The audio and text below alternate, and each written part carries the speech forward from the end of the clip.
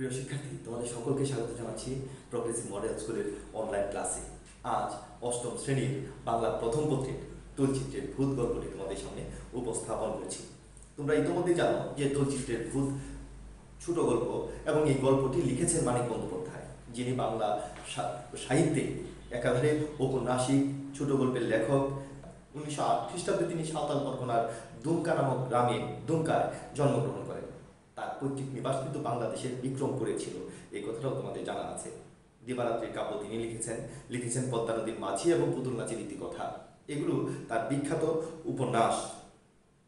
তাছাড়া তিনি প্রাগ ঐতিহাসিক, সরীসৃপ, সমুদ্রের স্বাদ, এই সমস্ত ছোট গল্প লিখে তিনি বিখ্যাত হয়েছেন। মানুষের মন বিশ্লেষণ করাই কিন্তু তার ছিল, মন বিশ্লেষণ করার দিকেই কিন্তু তার একটি বিশেষ ঝোঁক ছিল।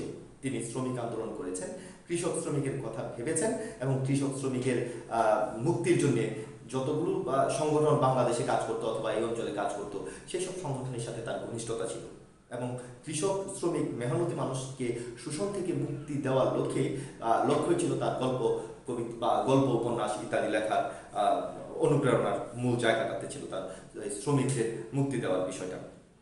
তার কিশোর উপযোগী একটি উপন্যাস আছে যার নাম হচ্ছে মাঝির ছেলে। তার কিশোর উপযোগী উপন্যাসের সংখ্যা কিন্তু 27টি। এর মধ্যে কোথায় গেলে, জব্দ করার প্রতিযোগিতা, 3টি সাহসী ভীরুর গল্প, এই সমস্ত তার উল্লেখযোগ্য। তার নিত্য সঙ্গী ছিল দারিদ্র। অনেক দারিদ্রতার মধ্য দিয়ে তাকে যেতে হয়েছে। 1956 খ্রিস্টাব্দে তিনি কলকাতায় শেষ নিঃশ্বাস ত্যাগ করেন। খুব চমৎকার গল্প লিখেছেন হচ্ছে তৈলচিত্রের ভূত। এখানে তোমরা পাবে বিজ্ঞান মনস্কতার সাথে কুসংস্কারাচ্ছন্নতার যে সংঘাত, সেই সংঘাত তিনি দেখিয়েছেন কারণ ছাড়া কোনো কাজ সংগঠিত হতে পারে না। প্রত্যেকটি কাজের কোনো না কোনো কার্যকারণ থাকবেই, এটাই খুব স্বাভাবিক, এই কথাই দেখিয়েছেন। তোমরা এই গল্পটা যারা পড়েছো, তোমরা জানো যে নগেন নামে একটি ছেলে আছে যে কিনা তার মামার বাড়িতে থেকে পড়াশোনা করছে এবং নগেনের মামা হাড় কিপ্টে লোক, এই কথাও তোমরা জানো। প্রচন্ড রকম কিপ্টে নগেনের মামা, এবং নগেনকে একটা টাকাও সে দিচ্ছে না। পড়াশোনার খরচ হয়তোবা চালাচ্ছে, কিন্তু তার হাত খরচের জন্য টাকা পয়সা অথবা অন্য কিছু, এই কিছুই নগেনের মামা নগেনকে কিন্তু দিচ্ছে না। নগেনের এক ভাই আছে, সে ইঞ্জিনিয়ারিং পড়ছে। তো এই নগেনের মামাকে নগেন কিন্তু মনে মনে খুব বিরক্তি বোধ করতো নগেনের মামার প্রতি, কিন্তু বাইরে শ্রদ্ধা ভক্তির একটা লোক দেখানো বিষয় ছিল। এই নগেনের মামা যখন মরে যায় তখন কিন্তু একটা বিশাল ঘটনা ঘটে যায়, তোমরা জানো। গল্পটা আমরা পড়বো, কিন্তু তার আগে আমরা এই ঘটনার একটু আলোকপাত যদি করি, আমরা দেখব নগেনের মামা মারা যাওয়ার পরে নগেনের নামে একটা মোটা অঙ্কের টাকা নগেনের নামে উইল করে রেখে দিয়েছে, অর্থাৎ ইচ্ছা পত্র প্রকাশ করে গেছে যে আমার মৃত্যুর পরে এই পরিমাণ টাকা অথবা এই পরিমাণ সম্পত্তি নগেন পাবে। নগেন দেখতে পেল নগেনের মামা তার সন্তানদেরকে যে পরিমাণ টাকা দিয়েছে, অর্থাৎ সম্পত্তি দিয়েছে, সেই পরিমাণ সম্পত্তির কোনো অংশে কম তাকে দেয়নি। এরকম মহান একটা মানুষ যে কিনা নগেনকে তার সন্তানের মতোই ভালোবাসত, এরকম মহান একটা মানুষকে এতদিন ঠকিয়ে এসেছে যে নগেনের মনে একটি অনুতপ্ততা আসে। অনুতপ্তের ভাব নিয়ে নগেন শ্রাদ্ধের দিন রাত্রে, অনেক রাত্রে 3টা 3:30 এরকম রাত্র হবে, সেই রাত্রে নগেন যায় তার মামার ছবিতে, যেটা হচ্ছে তার মামার ছবিটা ছিল লাইব্রেরিতে, সেই লাইব্রেরিতে রূপার ফ্রেম দিয়ে বাঁধানো ছবিটা, রূপার ফ্রেম দিয়ে তার মামি রূপার ফ্রেমটা দিয়ে দিয়েছে, যেটা বাঁধিয়ে রাখো রূপার ফ্রেম দিয়ে। আর নগেনের ভাই যেটা আছে পরেশ, সে ইলেকট্রিসিটির ব্যবস্থা করে এখানে বাল্ব লাগিয়ে দিয়েছে, একটা বিশাল ব্যবস্থা তাদের। তো এই নগেন যায় তার মামার কাছে, যে অনুতপ্ত হয়ে তার মামাকে বলে যে আমাকে একটু মাফ করে দাও মামা, আমি অনেক অন্যায় করেছি, ভুল করেছি, তোমাকে ভুল বুঝেছি। আমি এরকম অনুতপ্ততা নিয়ে যেই নগেন তার মামার ছবিটাতে হাত দিয়েছে, তার মামার আন্দাজে তার মামার পায়ের কাছে হাত বুলিয়েছে, অমনি নগেনের মামা যেন ছবি থেকে তাকে একদম লাথি দিয়ে সরিয়ে দিয়েছে, যেন একটা ধাক্কা দিয়ে সরিয়ে দিয়েছে। নগেন ভাবলো নগেনের মামার ছবিতে বোধহয় প্রেতাত্মা ভর করেছে, এবং প্রেতাত্মা যেহেতু সব জানে, সেহেতু প্রেতাত্মা এও জানে যে নগেন এতদিন শ্রদ্ধা ভক্তির ভান করে তার মামাকে ঠকিয়ে এসেছে। এই কারণে তার মামা তাকে অনেকটা তাকে এখান থেকে বিতাড়িত, এখান থেকে তাকে চলে যেতে বলেছে। নগেন এই বিষয়টা নিয়ে সে ধাক্কা খেয়ে সে পড়েছিল সারা রাত্র পরে থেকে পরের দিন সকালবেলা সে এখান থেকে লাইব্রেরি থেকে চলে আসে এবং দুপুরবেলা আবার সে যায়। সে ভাবে যে এটা স্বপ্ন হতে পারে, কিন্তু দুপুরবেলা যখন হাত দিয়েছে ছবিতে, তখন কিন্তু আর তাকে ওই ছবির ধাক্কা দিয়ে সরিয়ে দেয়নি। তখন নগেনের মনে হয়েছে এখন তো ধাক্কা দিয়ে সরিয়ে দিতে পারবে না মামা। কেন পারবে না? কারণ এখন দিনের বেলা তো প্রেতাত্মাতে কোনো শক্তি থাকে না। আবার সন্ধ্যার সময় সে গিয়েছে, সন্ধ্যার সময় সে ছবিতে হাত দিয়েছে, ছবিতে তার একটা শরীরে কেমন জানি একটা শিহরণ জেগেছে, কিন্তু আগের মতো আর ধাক্কা দিয়ে তাকে ফেলে দেয়নি। আবার যখন গভীর রাত্রে গিয়েছে, তখন আবার তাকে ধাক্কা দিয়ে ফেলে দিয়েছে। নগেন ভেবেছে ভূত হয়ে তার মামা তার প্রতি তার তার উপর প্রতিশোধ নিচ্ছে। নগেন এই ভাবনা থেকে, খুব নাদুস নুদুস একটা ছেলে ছিল, তেল চিকচিকে চেহারা ছিল, এই কয়েকদিনে একদম রোগা, এই কয়েকদিনে একদম কেমন শুকিয়ে গেছে। নগেন এই অবস্থায় ওই গ্রামেরই একজন পরাশর ডাক্তার তার কাছে পরামর্শ চাইতে যায়।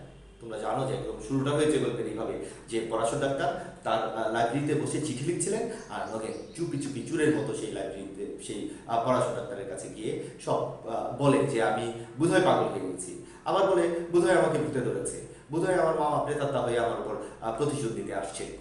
পরাশর ডাক্তার এগুলো কিছুটাই বিশ্বাস করে না, কারণ পরাশর ডাক্তার প্রচন্ড রকমের বিজ্ঞান মনস্ক মানুষ। এবং তোমরা এতক্ষণে এও দেখেছ যে নগেন নিজেও কিন্তু বিজ্ঞান মনস্ক। একেবারে শুরুতেই কোনো কার্যকারণ না দেখিয়ে ভূতে ধরেছে অথবা প্রেতাত্মা তাকে ধাক্কা দিয়েছে এমন কিন্তু সে কখনোই দেখায়নি, বরং সে বারবার গিয়েছে ছবিতে যে দেখার জন্যে এখানে কি সত্যি সত্যি স্বপ্ন দেখেছি, সত্যি সত্যি ভূত নাকি অন্য কিছু হতে পারে। শেষ পর্যন্ত যখন তার কোনো সুরাহাই সে করতে পারলো না, কোথায় মানে প্রেতাত্মা, কোথায় ভূত, কোথায় কি কিছুই যখন সে বুঝতে পারলো না, তখন সে আসছে পরাশর ডাক্তারের কাছে যে ডাক্তার কাকা, আপনি আমাকে বলেন আমি কি পাগল হয়ে গেছি, আপনি আমাকে বলেন আমাকে কি ভূতে ধরেছে, আপনি আমাকে বলেন আমাকে কি প্রেতাত্মায় ধরেছে। তোমরা জানো যে পরাশর ডাক্তারকে এখানে লেখক উপস্থাপন করেছে খুবই বিজ্ঞান মনস্ক একজন মানুষ হিসেবে। সে চিঠিটি লিখে শেষ করে নগেনের কাছ থেকে সব কিছু শুনে সে বলেছে ঠিক আছে, আমি রাত্র ঠিক 12টায় তোমাদের এখানে যাব, তুমি বসার ঘরে আমার জন্য অপেক্ষা করো এবং আমি গিয়ে দেখবো এখানে কি হয়। তো ঠিক যথারীতি পরাশর ডাক্তার রাত্রে নগেনদের বাড়িতে গিয়েছে। নগেন তাকে লাইব্রেরি রুমে নিয়ে গিয়েছে, যে লাইব্রেরি রুমটা ছিল তার দাদার আমলের, এবং লাইব্রেরি রুমে তার দাদার দিদিমার ছবি আছে, সেই সাথে তার মামার ছবিও আছে। তখন সে ওই লাইব্রেরিতে তাকে নিয়ে গিয়েছে। লাইব্রেরিতে পড়াশোনা মানে গিয়ে ভূতের ভয় তিনি কোনোদিন করেন নাই, ভূতের ভয় তার ছিল না। কিন্তু এইটা তোমরা জানো, যার কখনোই ভূতের ভয় নাই, সে যদি নিশ্চিত শুনে যে হ্যাঁ এখানে একটা ভূত থাকতে পারে, এখানে একটা ভূত আছে, তখন তার মনেও একটু কাঁপন দিয়ে উঠবে, তার মনেও একটা ভয়ের সঞ্চার হবে। পড়াশোনা ডাক্তারের মনেও ভয়ের সঞ্চার হয়েছে, তার মনেও কাঁপন দিয়ে উঠেছে। যদি ভূত থাকে, যদি সত্যি সত্যি তাকে ধরে ফেলে, এই ধরনের একটা বিষয় তার মনেও ছিল। তখন সে ওই একটু ভয়ে ভয়ে ছবির দিকে এগিয়ে যায়। ছবির দিকে এগিয়ে গিয়ে ছবিতে যেই সে ধরেছে অমনি তাকেও ছবি ধাক্কা দিয়ে ফেলে দিয়েছে। আর অমনি পড়াশোনা ডাক্তার বুঝে গেছে যে এখানে কি হয়েছে বা কি আছে। সে নগেনকে একটা ধমক দিয়ে বললো যে তুমি এই যুগের ছেলে হয়েও এই কথাটা তুমি বুঝো না যে এখানে বিদ্যুৎ থাকতে পারে আর বিদ্যুতের ধাক্কা লাগতে পারে। তখন নগেন বলে কয়েকদিন আগেই বাড়িতে বিদ্যুৎ এসেছে, আর রূপার ফ্রেমটা ছিল দাদার তার ঠাকুরদার ছবিতে, ওইখান থেকে খুলে তার মামার সিন্ধুকে ভরে রেখেছিল যে চুরি হয়ে যাবে। আর শ্রাদ্ধের দিন নগেনের মামার ছবিতে এই ফ্রেমটা লাগিয়ে দিয়েছিল। আর নগেনের যে ভাই আছে পরেশ, যে কিনা কয়েকদিন আগে ইঞ্জিনিয়ারিং কলেজে ভর্তি হয়েছে, সে টাকা বাঁচানোর জন্য যে এই ইলেকট্রিশিয়ান এনে এখানে একটা বিদ্যুতের সংযোগ দিব, এতে করে কয়েকটা টাকা চলে যাবে, তার চেয়ে থাক আমি নিজেই করে ফেলি। ঠিক তার বাবা যেরকম টাকা বাঁচাতো, এরকম টাকা বাঁচানোর জন্য সে নিজেই এই ইলেকট্রিকের কাজটা করেছিল। এবং এই কাজটা করাতে তার এখানে একটা লিকেজ, অর্থাৎ যে এটা আছে বিদ্যুৎটা আছে, সেই বিদ্যুৎটাতে এখানে একটা লিকেজ ধরা পড়েছে এবং লিকেজ হয়ে সে ফ্রেমের ভিতরে বিদ্যুতায়িত হয়ে গেছে। এবং এই বিদ্যুৎটাই নগেনকে ধাক্কা দিয়েছে, এই বিদ্যুৎটাই পরাশর ডাক্তারকে ধাক্কা দিয়েছে। এবং শেষ পর্যন্ত পরাশর ডাক্তার এসে বুঝিয়ে দিয়ে গেছেন যে এখানে কোনো ভূতের কারসাজি নয়, বরং বিদ্যুতের চমৎকারিত্ব অথবা বিদ্যুতের কারসাজি এখানে বিরাজমান। এই হচ্ছে তোমার এই গল্পের মূল বিষয়টা। গল্পের মূল বিষয়টাতে আমরা দেখতে পাই যে এখানে কুসংস্কারাচ্ছন্ন হয়ে ভূত প্রেত এগুলোতে বিশ্বাস করা যেতেই পারে, কিন্তু একটু যদি আমরা অনুসন্ধিৎসু মন নিয়ে সেই ভূত প্রেত অথবা প্রেতাত্মার যে কার্যকলাপ এগুলো যদি অনুসন্ধান করতে যাই, তাহলে নিশ্চিত থাকো দেখা যাবে এটার কোনো না কোনো বিজ্ঞানসম্মত কারণ আছে, যে কারণে এই ভূত প্রেতের বিষয়টা আমাদের সামনে চলে এসেছে। আমি যদি তোমাদের এই গল্পটা পড়ে শোনাই এবং গল্পটার যদি যে ব্যাখ্যাগুলো আছে সেগুলো যদি দেখি, তাহলে আমরা গল্পটা দেখব। এখানে লেখা আছে, একদিন সকালবেলা পরাশর ডাক্তার নিজের প্রকাণ্ড লাইব্রেরিতে বসে চিঠি লিখছিলেন। চোরের মতো নিঃশব্দে ঘরে ঢুকে নগেন ধীরে ধীরে এগিয়ে গিয়ে তার টেবিল ঘেঁষে দাঁড়ালো। পরাশর ডাক্তার মুখ নাক তুলেই বললেন, বসো নগেন। চিঠিখানা শেষ করে খামে ভরে ঠিকানা লিখে সেটি ডাকে পাঠিয়ে দিয়ে তবে আবার নগেনের দিকে তাকালেন। পরাশর ডাক্তার চিঠি লিখছিলেন, চিঠি লেখা শেষ করে তখন নগেনের দিকে তাকিয়েছেন। নগেন চুরের মতো চুপি চুপি পরাশর ডাক্তারের কাছে গিয়েছে। তখন নগেন কিন্তু বসেনি, না বসেই সে দাঁড়িয়ে আছে। আর পরাশর ডাক্তার তখন বলছে যে, বসতে বললাম যে, এরকম চেহারা হয়েছে কেন, অসুখ নাকি? 3টা প্রশ্ন করেছে। নগেন ধপ করে একটা চেয়ারে বসে পড়লো। চুরকে যেন জিজ্ঞাসা করা হয়েছে সে চুরি করেছে কিনা। চুরকে যদি জিজ্ঞাসা করা হয় যে তুমি কি চুরি করেছো, চুর কি বলবে যে হ্যাঁ আমি চুরি করেছি? বরং সে না করবে যে না আমি চুরি করিনি। চুরকে যেন জিজ্ঞেস করা হয়েছে সে চুরি করেছে কিনা, এইরকম অতিমাত্রায় বিব্রত হয়ে সে বলল, না না অসুখ নয়। অসুখ আবার কিসে? গুরুতর কিছু ঘটেছে সে বিষয়ে নিঃসন্দেহ হয়ে পরাশর ডাক্তার 2 হাতের আঙুলের ডগাগুলো একত্র করে নগেনকে দেখতে লাগলেন। মোটা সোটা হাসি খুশি ছেলেটার তেল চকচকে চামড়া পর্যন্ত যেন শুকিয়ে গেছে। মুখে হাসির চিহ্নটুকু নেই, চাউনি একটু উদ্ভ্রান্ত, কথা বলার ভঙ্গি পর্যন্ত কেমন খাপছাড়া হয়ে গেছে। অর্থাৎ নগেন ধরে নিয়েছে তাকে ভূতে ধরেছে, নগেন ধরে নিয়েছে প্রেতাত্মা হয়ে তার মামা তার ঘাড়ে ভর করেছে। এবং যেহেতু প্রেতাত্মা হয়ে ভর করেছে, যেহেতু ভূতের ভয় তো ভীত হবেই। এমন ভীত হয়েছে যে তার পৃথিবীর পার্থিব যে কাজকর্ম আছে, পার্থিব যে বিষয় আছে, এগুলোর উদ্দেশ্যে উঠে গেছে, শরীর টরীর শুকিয়ে গেছে, এরকম অবস্থা। নগেন তার মামা বাড়িতে থেকে কলেজে পড়ে মাস 2 আগে নগেনের মামার শ্রাদ্ধের নিমন্ত্রণ রাখতে গিয়ে পরাশর ডাক্তার নগেনকে দেখেছিল। এই অল্প সময়ের মধ্যে এমন কি ঘটেছে যাতে ছেলেটা এরকম বদলে যেতে পারে? এই 2 মাস আগেও নগেন ছিল নাদুস নুদুস একটি খুব চমৎকার চকচকে চেহারার ছেলে, আর এই 2 মাসে এত খারাপ অবস্থা হয়ে গেছে। কি ঘটেছে পরাশর ডাক্তার সেটাই ভাবছে। আমি আগেই বলেছিলাম পরাশর ডাক্তার বিজ্ঞান মনস্ক মানুষ, এক্ষেত্রেও তার বিজ্ঞান মনস্কতার পরিচয় কিন্তু সে দিচ্ছে। ছেলেবেলা থেকে মামা বাড়িতেই সে মানুষ হয়েছে বটে, কিন্তু মামার সুখে এরকম কাইম হয়ে পড়ার মতো আকর্ষণ তো মামার জন্য তার কোনোদিন ছিল না। সে বলে দিয়েছে, হ্যাঁ ছোটবেলা থেকে নগেন তার মামার বাড়িতে আছে, এটা ঠিক আছে, কিন্তু মামার দিকে আকৃষ্ট হওয়ার মতো, মামার দিকে আকর্ষণ ফিল করার মতো না, মামার সুখে এরকম শরীর কাহিল হয়ে যাওয়ার মতো ছেলে নগেন নয়। বড়লোক কৃপণ মামার যে ধরনের আদর পেচারি চিরকাল পেয়ে এসেছে, তাতে মামার পরলোক যাত্রায় তার খুব বেশি দুঃখ হওয়ার কথা নয়। অর্থাৎ তার মামা খুব বড় লোক, কিন্তু তার মামা তাকে খুব বেশি জীবিত অবস্থায় আদর করতেন না, এবং এতে মামার সুখে যে এরকম কাহিল হয়ে যাবে, এরকম ছেলে কিন্তু নগেন নয়। বাইরে মামাকে খুব শ্রদ্ধাভক্তি দেখালেও মনে মনে নগেন যে তাকে প্রায়ই জমের বাড়ি পাঠাতো তাও পরাশর ডাক্তার ভালো করেই জানতেন। নগেন কিন্তু বাইরে খুব ভক্তি, যে মামা তো, মায়ের ভাই তো, গুরুজন তো, তখন এই ভক্তির কিন্তু শেষ নেই। কিন্তু ভেতরে প্রায় বলতো যে জমের বাড়ি যাবো, অর্থাৎ এই লোক মরুক, কারণ এমন আর কিপ্টে মানুষ নগেন তার জীবনে আর দেখেনি। পড়ার খরচের জন্য দুশ্চিন্তা হওয়ার কারণও নগেনের নেই। পড়াশোনা ডাক্তার ভাবছে কি কারণে ছেলেটা শুকিয়ে যাচ্ছে, মামা মারা গেছে এই কারণে না, পড়াশোনার যে ভয় আছে এই কারণে, পড়াশোনার টাকা পয়সা কমে এখন থাকবে না এই কারণে, বলছে তাও নেই। কারণ শেষ সময়ে কি ভেবে তার মামা তার নামে মোটা টাকা উইল করে রেখে গেছে। তার মামা তার সন্তানদের যেরকম টাকা পয়সা দিয়েছে, ঠিক এরকম অনেক বেশি টাকা নগেনকেও কিন্তু দিয়ে গেছে। নগেন হঠাৎ কাঁদো হয়ে বলল, ডাক্তার কাকা সত্যি করে একটা কথা বলবেন, আমি কি পাগল হয়ে গেছি? পরাশর ডাক্তার একটু হেসে বললেন, তোমার মাথা হয়ে গেছো। পাগল হওয়া কি মুখের কথা রে বাবা? পাগল যে হয় অত সহজে সে টের পায় না সে পাগল হয়ে গেছে। তখন বলছে, না তুমি পাগল হও নাই, কারণ পাগল কি টের পাবে সে পাগল হয়ে গেছে? এটা কিন্তু তার টের পাওয়ার কথা নয়। তবে দ্বিধা ভরে খানিকক্ষণ চুপ করে থেকে হঠাৎ নগেন মরিয়া হয়ে জিজ্ঞেস করলো, আচ্ছা ডাক্তার কাকা, প্রেতাত্মা আছে? যদি প্রেতাত্মা পৃথিবীতে থাকে? প্রেতাত্মা মানে তো ভূত নেই। পড়াশোনা তার এক কথায় বলে দিয়েছে, পৃথিবীতে ভূত নেই তবে আমাকে কে ধরলো? আমাকে তো প্রায়ই, আমি যখনই মামার ছবিতে ধরতে চাই, আমি যখনই মামার ছবি দেখতে চাই, তখনই আমাকে সেই প্রেতাত্মা এসে ভর করে। তাহলে আমাকে কে ধরলো? অনেকক্ষণ ইতস্তত করে, অনেক ভূমিকা করে, অনেকবার শিউরে উঠে নগেন ধীরে ধীরে আসল ব্যাপারটা খুলে বলল। চমকপ্রদ, অবিশ্বাস্য কাহিনী। নগেন যেটা বলেছে এটা চমৎকৃত, চমৎকার কাহিনী, অবিশ্বাস্য, বিশ্বাস করা যায় না এরকম। বিশ্বাস করা শক্ত হলেও ফরাসি ডাক্তার বিশ্বাস করলেন। মিথ্যা গল্প বানিয়ে তাকে শোনাবার ছেলে নগেন নয়, তিনি তা জানতেন। কারণ নগেন ফরাসি ডাক্তার বিশ্বাস করেছে, কারণ নগেন মিথ্যা বলবে, মিথ্যা কথা বানিয়ে বলবে, এমন ছেলে নগেন নয়। মামা তাকেও প্রায় নিজের ছেলেদের সমান টাকা করে দিয়ে গেছেন জেনে প্রথমটা নগেন একেবারে স্তম্ভিত হয়ে গিয়েছিল। তো প্রথম নগেন একদম স্তম্ভিত, কেন আমাকে এত টাকা দিয়ে গেছে, তাও কি তার মামা তো ভাইদের সমান। মামার এরকম উদারতা সে কোনোদিন কল্পনাও করতে পারেনি। বাইরে যেমন ব্যবহারই করে থাকুক, মামা তাকে নিজের ছেলেদের মতোই ভালোবাসতেন জেনে পরলোকগত মামার প্রতি আন্তরিক শ্রদ্ধাভক্তিতে তার মন ভরে গেল।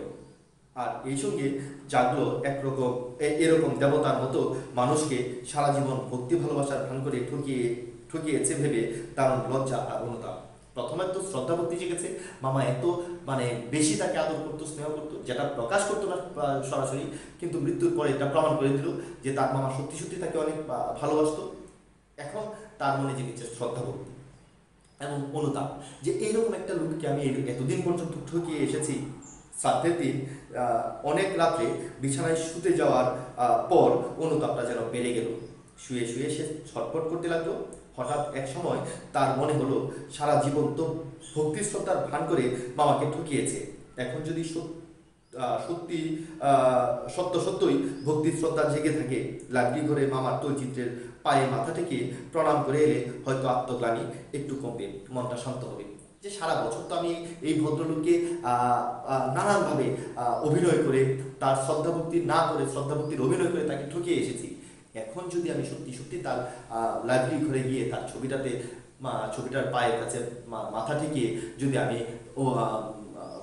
ক্ষমা চেয়ে আসি, তাহলে হয়তো বা একটু আমার মনটা একটু শান্ত হবে, আত্মগ্লানিটা একটু কমবে।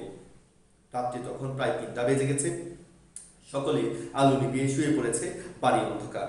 এত রাত্রে ঘুমানোর বদলে মামার তৈচিত্রের পায়ে মাথা ঠেকিয়ে প্রণাম করার জন্য বিছানায় ছেড়ে যাওয়াটা যে একটা রীতিমতো খাপ ছাড়া ব্যাপার। খাপ ছাড়া মানে এটাকে কি বলে, যে মানানসই নয়। তরবারি খাপের ভিতরে থাকে, তরবারি যখন খাপের ভিতরে থাকে তখন সেফ, যখন বের হয়ে যায় তখন এটাকে আনসেফ, এটা সেফ না, তখন অনিরাপদ। তো এরকম তার এত রাত্রে মামাকে শ্রদ্ধা নিবেদন করতে যাওয়াটা এটা অনেকটা বেমানান ছিল, কিন্তু এটা নগেন জানতো, তাই সে সিদ্ধান্ত নিল এখন না, দিনের বেলা যাব। আচ্ছা, কিন্তু তখন তার মাথা গরম হয়ে গেছে, মন একটু শান্ত না হলে যে ঘুম আসবার কোনো সম্ভাবনা নেই। কিছুক্ষণ এপাশ ওপাশ করার পর সেটা ভালো করে টের পেয়ে শেষকালে মরিয়া হয়ে সে বিছানা ছেড়ে উঠে পড়ল। তারপরে উঠে গেছে যে না, আমার আর ঘুম হবে না, কারণ মামার প্রতি যে শ্রদ্ধা, সেই শ্রদ্ধাটা আমাকে এই মুহূর্তে নিবেদন করতে হবে। না নিবেদন করলে, মামার কাছে ক্ষমা না চাইলে আমার ঘুম আর হবে না। লাইব্রেরিটি নগেনের দাদামশাইরা বলেন, যে লাইব্রেরিতে ছবি টাঙানো আছে, নগেনের মামার ছবিটা যে লাইব্রেরিতে আছে, সেই ছবিটা নগেনের দাদামশাইরা বলেন। লাইব্রেরি সম্পর্কে নগেনের মামার বিশেষ কোনো মাথা ব্যথা ছিল না, তিনি পড়ুয়া লোক ছিলেন না। তার দাদা মশাই লাইব্রেরি করেছিলেন, অনেক বইপত্র এনেছিলেন, পড়ুয়া লোক ছিলেন, কিন্তু নগেনের মামা এরকম পড়ুয়া লোক নয় বলেই লাইব্রেরি সম্পর্কে তার বিশেষ কোনো আগ্রহ বা মাথা ব্যথা নেই। তারা বলে গত 30 বছরের মধ্যে লাইব্রেরির পেছনে একটি পয়সাও খরচ হয়েছে কিনা সন্দেহ। আলমারি কয়েকটি অল্প দামি আর অনেক দিনের পুরনো, ভেতরগুলি বেশিরভাগ অদরকারি বাজে বইয়ের ঠাসা, এবং উপরে বহুকালের ছেঁড়া মাসিকপত্র মানে মান্থলি যে ম্যাগাজিনগুলো আছে আমাদের, এখন সাপ্তাহিক পত্রিকা, মাসিক পত্রিকা, এরকম পত্রিকাগুলো, মাসিকপত্র আর নানা রকম ভাঙাচোরা ঘরোয়া জিনিসে গাদা করা। টেবিল এবং চেয়ার কয়েকটি খুব সম্ভব অন্য ঘর থেকে পেনশন পেয়ে ঘুরে এসেছে। কথাটা খুবই গুরুত্বপূর্ণ, খুবই মজা, যে পেনশন পাওয়া মানে কি, কাজ থেকে বিরত হওয়া। এখন টেবিল চেয়ার যেগুলো আগে কাজে লাগতো, এখন আর কাজে লাগে না বলেই এই ঘরে পাঠিয়ে দিয়েছে, অর্থাৎ এগুলো পেনশন প্রাপ্ত টেবিল চেয়ার। দেয়ালে 3টি বড় বড় তৈলচিত্র মানে তেল দিয়ে আঁকা ছবি। তোমরা জানো, যারা ছবি আঁকতে পারো, তোমরা জানো জল রঙে ছবি আঁকা যায়। এরকম ভাবে একটা ছবি হচ্ছে তেল রং, অর্থাৎ তেল দিয়ে রংটা গোলাতে হবে এবং ছবি আঁকতে হবে। দেয়ালে তিনটি বড় বড় তৈলচিত্র, সস্তা ফ্রেমে বাঁধানো কয়েকটা সাধারণ রঙিন ছবি ও ফটো টাঙানো আছে। তৈলচিত্র ছাড়াও কয়েকটা সস্তা ছবি আছে দেয়ালে টাঙানো। তাছাড়া কয়েকটা পুরনো ক্যালেন্ডারের ছবিও আছে, কোনোটাতে ডিসেম্বর, কোনোটাতে চৈত্র মাসের 12 তারিখ লেখা কাগজের ফলক এখনো চলছে। যে এই ঘরে কেউ আসে না, পড়াশোনা কেউ করে না, কাজে এখানে খুব অযত্নভাবে হয়। এটা অনেকটা স্টোর হাউসের মতো হয়ে গেছে। তো এই কারণে কোনোটাতে ডিসেম্বর মাসের ক্যালেন্ডারের কথা, কোনোটাতে চৈত্র মাসের 12 তারিখ। তৈচিত্রের একটি নগেনের দাদা মশাইয়ের, একটি দিদিমার এবং অপরটি মামার। নগেনের দাদা মশাই বলতে নগেনের নানার, নগেনের দিদিমার বলতে নগেনের নানি এবং একটা নগেনের মামার। দাদা মশাই আর দিদিমার তৈচিত্র দুটি একদিকের দেয়ালের পাশাপাশি টাঙানো, মামার তৈচিত্রটি স্থান জুড়ে আছে পাশের দেয়ালের মাঝামাঝি। একদিকের দেয়ালে তার দাদা মানে তার নানা নানির ছবি টাঙানো, আর একদিকের দেয়ালে হচ্ছে নগেনের মামার ছবি একদম মাঝামাঝি টাঙানো। কারো ঘুম ভেঙে যাওয়ার ভয়ে নগেন আলো জ্বালেনি, কিন্তু তাতে তার কোনো অসুবিধা ছিল না। ছেলেবেলা থেকে এবারের আনাচ কানাচের সঙ্গে তার পরিচয়। লাইব্রেরিতে ঢুকে অন্ধকারে সে মামার তৈলচিত্রের কাছে এগিয়ে গেল। অস্ফুট স্বরে আমায় ক্ষমা করো মামা বলে যেই সে তৈলচিত্রের পায়ের কাছে আন্দাজে স্পর্শ গিয়েছে তার মামার কাছে মাপ চাওয়ার জন্য, এবং তার মামার কাছে আন্দাজে গিয়ে তার মামার পায়ের কাছে বলছে, মামা আমাকে ক্ষমা করে দাও, আমাকে ক্ষমা করো মামা বলে যেই স্পর্শ করেছে, বর্ণনার এখানে এসে নগেন শিউরে উঠে চুপ করে গেল। একদম ভয়ে, এই জায়গাটাই ছিল তার ক্লাইম্যাক্স, যে কারণে ভয়ে একদম এখানে এসে মানে চুপসে গেছে। তার মুখ আরো বেশি ফ্যাকাশে হয়ে গেল, দু চোখ বিস্ফোরিত, আরো বেশি ভয় পেয়ে গেছে। তার মানে সে তো বিশ্বাস করে বসে আছে যে সত্যি সত্যি ভূত এসেছে এবং তাকে সেই প্রেতাত্মা তাকে ভর করেছে। তখন পড়াশোনা ডাক্তার বলছে, তারপর নগেন ধূপ গিলে জিভ দিয়ে ঠোঁট চেপে বলল, যেই ছবি ছুঁয়েছি ডাক্তার কাকা, কে যেন আমাকে জোরে ধাক্কা দিয়ে ঠেলে ফেলে দিল। সমস্ত শরীর ঝনঝন করে উঠলো। তারপর আর কিছু মনে নেই। জ্ঞান হতে দেখি সকাল হয়ে গেছে, আমি মামার ছবির নিচে মেঝেতে পড়ে আছি। সে যখন জ্ঞান হয়েছে তখন সকাল, এবং সে দেখে তার মামার ছবির নিচে মেঝেতেই পড়ে আছে। পড়াশোনা ডাক্তার গম্ভীর মুখে জিজ্ঞেস করলো, তোমার আগে কোনোদিন ফিট হয়েছিল নগেন? ফিট হওয়া মানে অজ্ঞান হয়ে যাওয়া।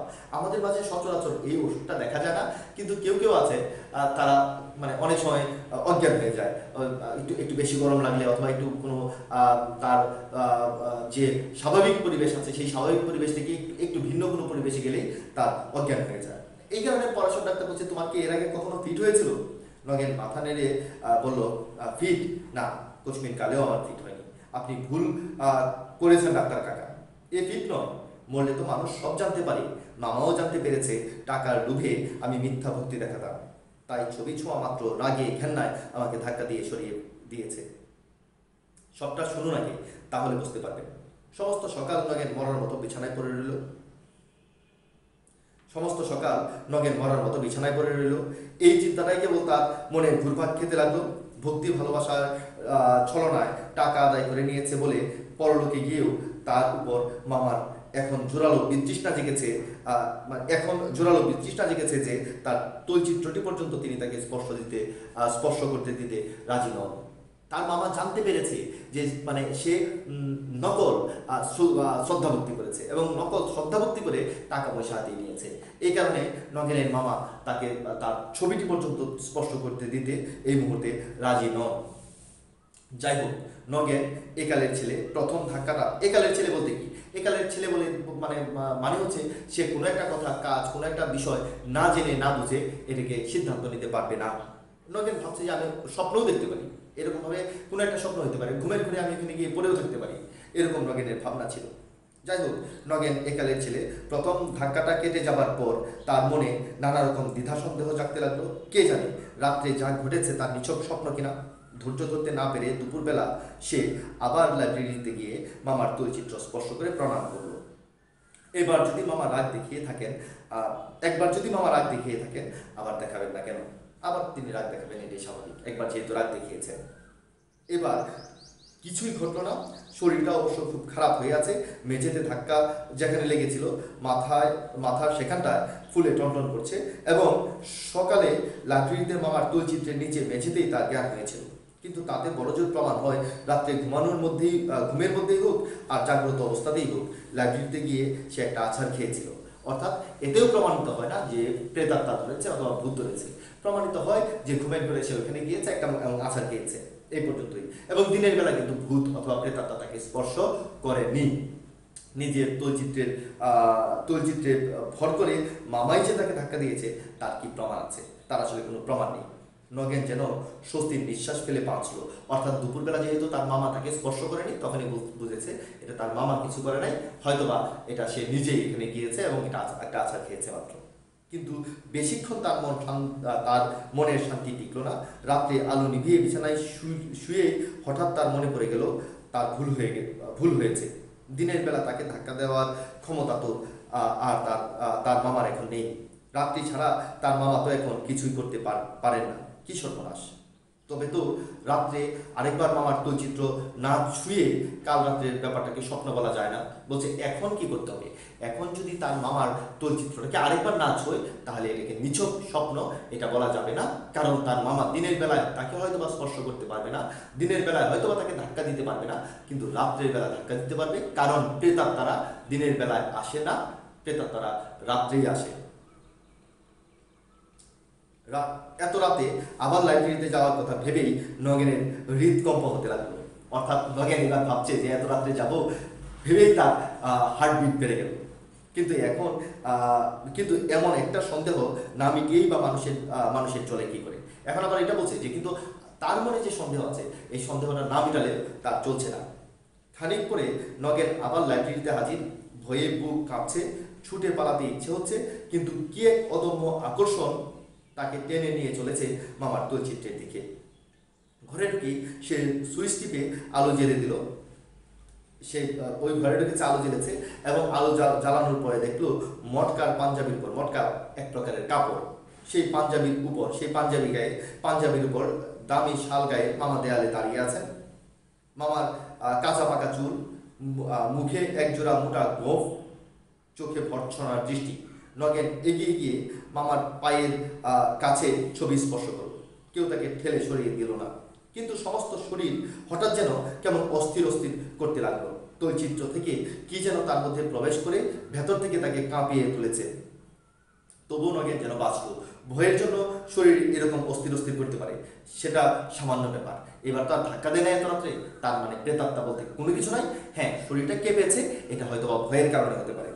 ফিরে যাওয়ার সময় আলোটা নিভিয়েই নগেন আবার থমকে দাঁড়িয়ে পড়ল। তার আরেকটা কথা মনে এসেছে। কাল অন্ধকার ঘর ছিল অন্ধকার। আজ আলোটা থাকার জন্য যদি মামা কিছু না করে থাকেন। নগেনের ভয় অনেকটা কমে গিয়েছিল। অনেকটা নিশ্চিন্ত মনেই সে অন্ধকারের তৈলচিত্রের কাছে ফিরে গেল।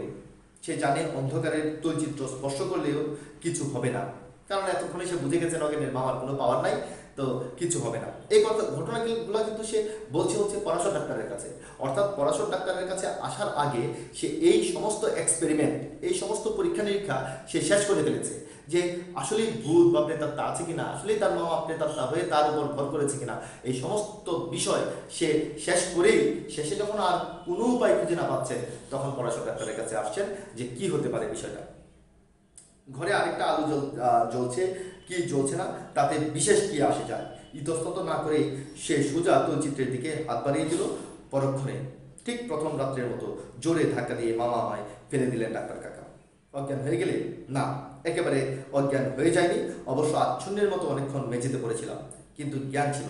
তারপর থেকে আমি ঠিক পাগলের মতো হয়ে গেছি ডাক্তার কাকা। দিন রাত কেবল এই কথাই ভাবি। রোজ কতবার ঠিক করি বাড়ি ছেড়ে কোথাও পালিয়ে যাব, কিন্তু যেতে পারি না। কিসে যেন আমায় জোর করে আটকে রেখেছে। প্রথম ভাবে যে মামার কবল থেকে বাঁচতে হবে, মামার কবল থেকে বাঁচার জন্য আমি বাড়ি থেকে পালিয়ে যাই, কিন্তু সে এটাও যেতে পারে না। কোথায় জানে তার একটা টান আছে, মায়ার টান আছে, কোথায় একটা আকর্ষণ আছে, সেই আকর্ষণের কারণে সে বাড়িতেই থেকে যায়। পরাশর ডাক্তার খানিকক্ষণ ভেবে জিজ্ঞেস করলেন, তারপর আর কোনোদিন ছবিটা ছুঁয়েছ? কতবার! দিনে ছুঁয়েছি, রাতে ছুঁয়েছি, আলো জেলে ছুঁয়েছি, অন্ধকারে ছুঁয়েছি, ঠিক ওই রকমই ব্যাপার ঘটে। দিনে বা রাত্রে আলো জেলে ছুঁয়ে কিছু হয় না। অন্ধকারে ছোঁয়া মাত্রই মামা আমাকে ঠেলে দেন। সমস্ত শরীর যেন ঝনঝনিয়ে ঝাঁকুনি দিয়ে ওঠে। কোনোদিন অজ্ঞান হয়ে যায়, কোনোদিন জ্ঞান থাকে। অর্থাৎ সে পরীক্ষা নিরীক্ষা করে দেখেছে যে রাত্রেবেলাতেই তার মামার পাওয়ার জাগ্রত হয় এবং তার মামা তাকে ধাক্কা দিয়ে ফেলে দেন। বলতে বলতে নগেন যেন একেবারে ভেঙে পড়লো।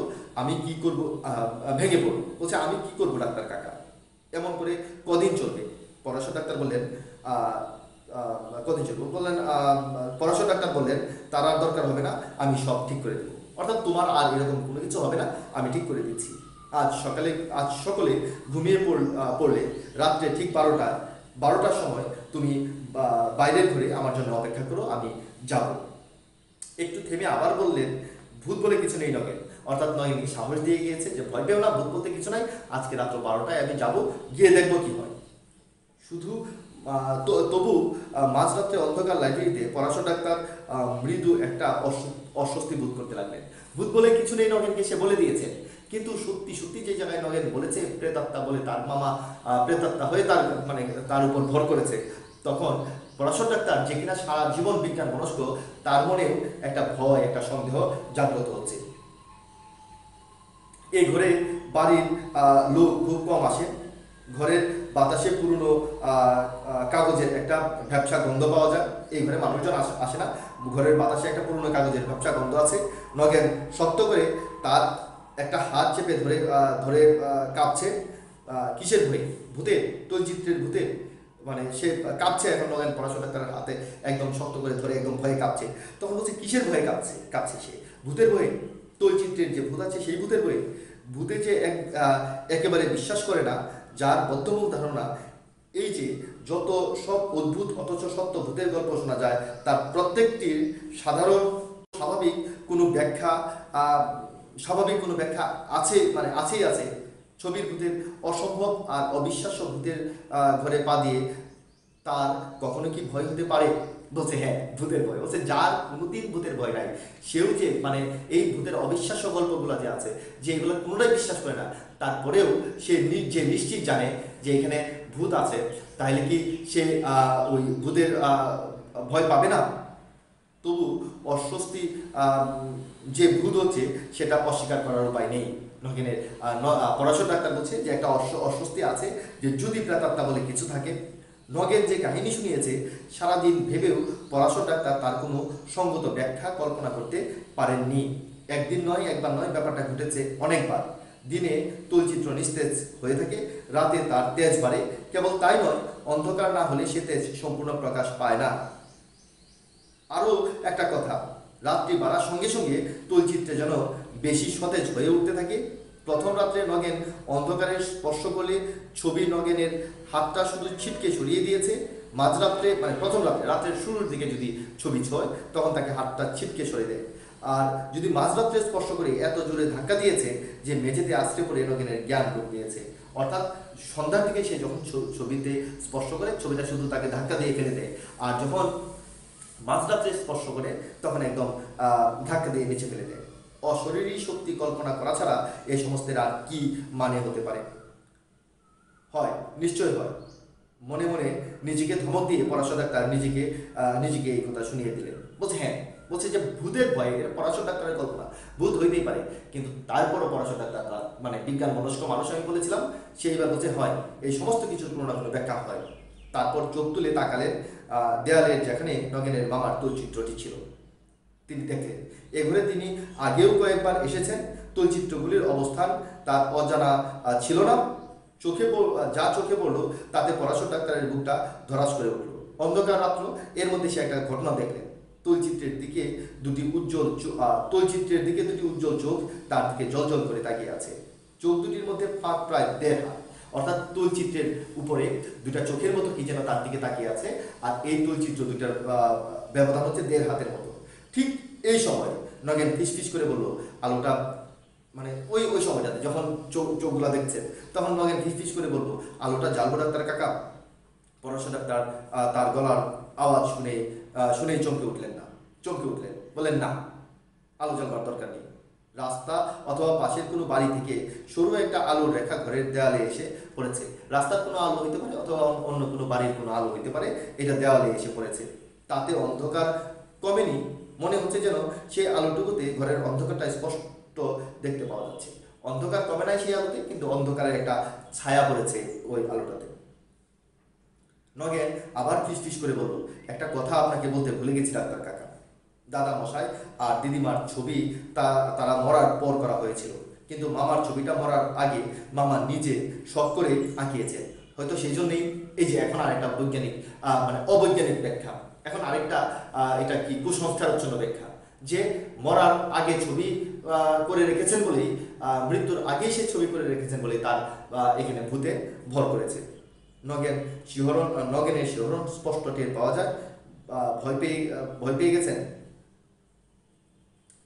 তো দাঁতে দাঁত লাগিয়ে পরাশর ডাক্তার তৈলচিত্রের দিকে এগিয়ে গেলেন। কাছাকাছি যেতে জলজলের জ্যোতি যেন অনেক কমে গেল, অর্থাৎ লাইটগুলোকে তিনি এখন দেখতে পাচ্ছেন।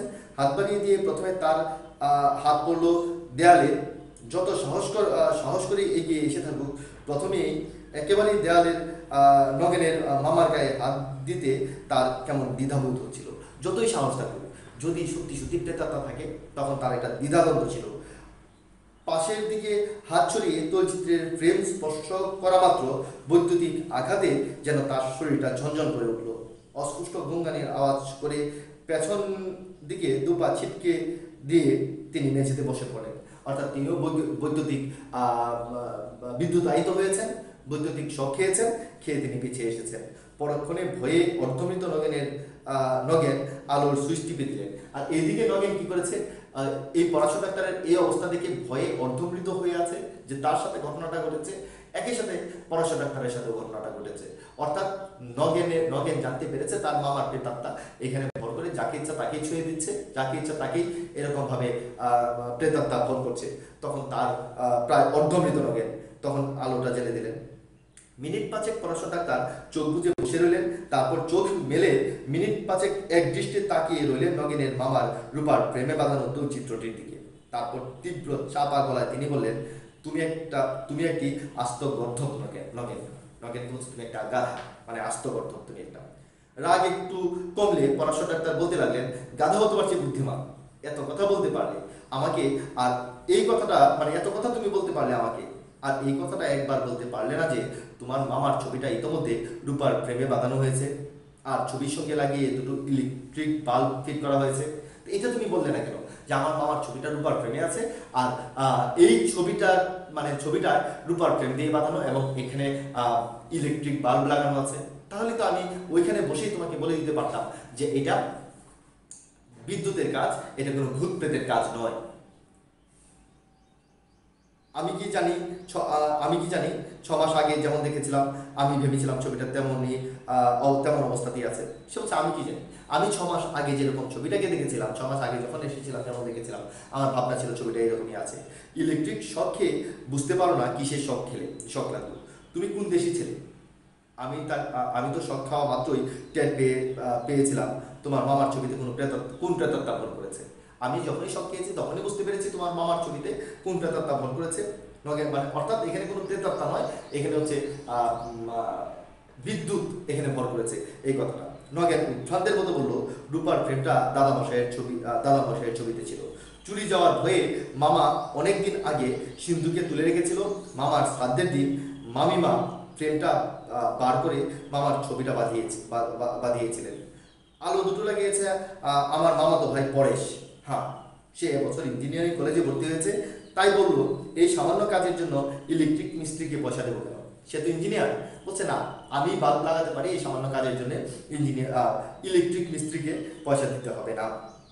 পরাশর ডাক্তার একটু হেসে বললেন, পরেশ তোমার মামার উপযুক্ত ছেলেই বটে, কিছু পয়সা বাঁচানোর জন্য বাপের ছবিতে ভূত এনে ছাড়লো। এই খবরটা যদি আগে দিতে আমায়। নগেন সংশয় ভরে বলল, কিন্তু ডাক্তার কাকা, এখনো তার কাছে অস্পষ্ট। পরাশর ডাক্তার মানে বোঝাতে পেরেছে যে এখানে একটা কিছু ঘটেছে, কিন্তু এখনো বিষয়টা তার কাছে অস্পষ্ট। কিন্তু ডাক্তার কাকা, পরাশর ডাক্তার রাগ করে বললেন, কিন্তু কি এখনো বুঝতে পারছো না? দিনের বেলা মেন সুইচ অফ করা থাকে, দিনের বেলা যখন মেন সুইচ অফ থাকে তখন বিদ্যুৎ থাকে না, তাই ছবি ছুলে কিছু হয় না। ছবির রূপার ফ্রেমটা, ছবি ছুলে না, ছবির রূপার ফ্রেমটা ছুলে তখন কিছু হয় না। রূপার ফ্রেমটার নিচে কাঠফাট কিছু আছে, অর্থাৎ পেছনে রূপার ফ্রেমটা যেখানে এখানে কাঠ দেওয়া আছে, কাঠ দেওয়া না থাকলে এই বাড়ি টোটালটাই বিদ্যুতায়িত হয়ে যেত। এতে করে বিদ্যুৎ চলাচলের কারণে বিল অনেক বেড়ে যেত। বলছে যে রূপার ফ্রেমটার নিচে কাঠফাট কিছু আছে, দেওয়ালের সঙ্গে যোগ নেই, নইলে তোমাদের ইলেকট্রিকের বিল এমন হু করে বেড়ে যেত যে আবার কোম্পানির লোককে এসে লিকেজ খুঁজতে হতো। তুমিও আবার ভূতের আসল পরিচয়টা জানতে পারতে। যদি এরকম লিকেজ থাকতো তাহলে এতদিনে অনেক বিল হয়ে যেত, আর এতদিনে বিদ্যুতের লোকজন এসে এটা সারাতো, তাতে করে তুমিও বুঝতে পারতে আসলে ভূতটা কিসের। সন্ধ্যার পর আচ্ছা, সন্ধ্যার পর বাড়িতে সমস্ত আলো জ্বলে, আর বিদ্যুৎ তামার তার দিয়ে যাতায়াত করতে বেশি ভালোবাসে কিনা, তাই সে সময় ছবি চলে তোমার কিছু তেমন কিছু তোমার কিছুই হয় না। এই ঘরের আলোটা জ্বললেও তাই হয়, অর্থাৎ যখন সন্ধ্যা হয় তখন তো অনেক বাল্ব জ্বালানো থাকে, ওই ফ্রেমটা ছুলে পড়ে তখন এত বেশি শক করে না। আবার যখন এই ঘরে আলো জ্বালানো হয় তখনও কিন্তু একই অবস্থা, যে ওই ওই লাইটটাতে বিদ্যুৎ চলে যায় তখন এটাতে বেশি শক করে না। এই ঘরের আলো জ্বললেও তাই হয়। মাঝরাত্রে বাড়ির সমস্ত আলো নিভে যায়, তখন ছবিটা ছুলে আর কোনো পথ খোলা নেই দেখে বিদ্যুৎ অগত্যা তোমার মতো বুকা হাবার শরীরটা দিয়ে বলছে, যখন মাঝরাত্রে তুমি গিয়ে ছুঁয়েছ বিদ্যুৎ দেখে আর যাওয়ার কোনো জায়গা নেই, তখন তোমার শরীরের ভেতর দিয়ে বিদ্যুৎ যাতায়াত শুরু করে দেয়। পড়াশোনা ডাক্তার চুপ করে গেলেন। তার হঠাৎ মনে পড়ে গেছে সুযোগ পেলে তার শরীরটা পথ হিসেবে ব্যবহার করতে বিদ্যুৎ দ্বিধা করে না। তখন তিনি ভাবছেন যে বিদ্যুৎ শুধু নগেনের শরীর না, যদি সুযোগ পাওয়া যায় তার শরীরটাকেও পথ হিসেবে বিদ্যুৎ ব্যবহার করছে, অর্থাৎ বিদ্যুৎ এক জায়গা থেকে আরেক জায়গায় যাচ্ছে। তিনি হাঁপ ছাড়লেন, কপাল ভালো, তরিতাহত হয়ে প্রাণে মরতে হয়নি। তখন হাঁপ ছেড়ে তিনি বলছেন যে আমার ভাগ্য ভালো যে নগেনের পাল্লায় পড়ে নগেনের কথা শুনে আমার এতক্ষণে হয়তো বা মারা যেতে হতো, কিন্তু তিনি মারা যাননি। মানিক বন্দ্যোপাধ্যায় তার গল্পটা এখানে শেষ করে তিনি দেখিয়েছেন যে কুসংস্কারাচ্ছন্ন হলেই চলবে না, প্রত্যেকটা বিষয়ের কার্যকারণ খুঁজতে হবে, প্রত্যেকটা কাজের পেছনে কোনো না কোনো কারণ লুকায়িত থাকে। অনেকে গ্রামের বাড়িতে যাও, গ্রামের বাড়িতে গিয়ে তুমি দেখবে যে অন্ধকারে ভয় করে গাছে জানি কি ঝুপঝুপ শব্দ করছে, কোথা থেকে কেমন অদ্ভুত শব্দ আসছে। তুমি যাও, গিয়ে যদি এটা অনুসন্ধান করো, গিয়ে দেখবে পেঁচা জাতীয় বাদুড় জাতীয় পাখালি গাছে আসছে, যে কারণে এরকম ঝুপঝুপ শব্দ করছে। এরকম ওই গ্রামে এক সময় করতো কি, ওই যে বিল ছিল, বিলের ওই পচা আবর্জনা থেকে মিথেন গ্যাস বেরোতো, তখন এখানে আলো জেলে উঠতো। যখন আলো জেলে উঠতো তখনই মানুষজন বলতো এটা ওই পেতনি আলো জ্বালাচ্ছে, অর্থাৎ প্রেত আলো জ্বালাচ্ছে। তখন এই যে বিশ্বাসগুলো, এই বিশ্বাসগুলো আধুনিক যুগে মানুষ অনেকটাই এই বিশ্বাসগুলো মানুষের হারাতে বসেছে, কারণ মানুষ অনেক বিজ্ঞান মনস্ক হয়েছে, আর বিজ্ঞান মনস্ক করার জন্যই মানিক বন্দ্যোপাধ্যায়ের এই তৈলচিত্রের ভূত গল্পটি তোমাদের সামনে উপস্থাপন করা হয়েছে। যদি তৈলচিত্রের ভূত গল্পটি তোমরা সত্যিকার অর্থে বুঝে থাকো, মনে ধারণ করতে পারো, তাহলে এবং এই চেতনায় বিশ্বাসী হও, তাহলে তোমার জীবনও অনেক রকমভাবে বিজ্ঞানসম্মত উপায় বিষয় তোমার জীবনে জড়ো হবে, এবং তুমি অনেক বিজ্ঞানসম্মত বিজ্ঞান মনস্ক মানুষ হয়ে পৃথিবীতে তুমি বড় হবে, এই আশাবাদ করছেন মানিক বন্দ্যোপাধ্যায়। এই কারণে এই গল্পটি লেখা তোমাদের উপযুক্ত করে। আর তিনি এই গল্পে একেবারে শেষ বাক্যে যদি বলি, তিনি এই গল্পে বিজ্ঞান মনস্কতার সাথে কুসংস্কারাচ্ছন্নতার যে সংঘাত, সেই সংঘাতে বিজ্ঞান মনস্কতার জয় দেখিয়েছেন। তোমরা ভালো থেকো, বাসায় পড়াশোনা করো, স্বাস্থ্যবিধি মেনে চলো, অপ্রয়োজনে ঘরের বাইরে যেও না। তোমাদেরকে আবারও ধন্যবাদ জানাচ্ছি। কোনো প্রশ্ন থাকলে খাতায় লিখে রেখো, যখন স্কুল খুলবে তখন সেই প্রশ্নগুলো শিক্ষকদেরকে সেই প্রশ্নগুলো করো, তাহলে সেই উত্তরগুলো পেয়ে যাবে। ধন্যবাদ সবাইকে।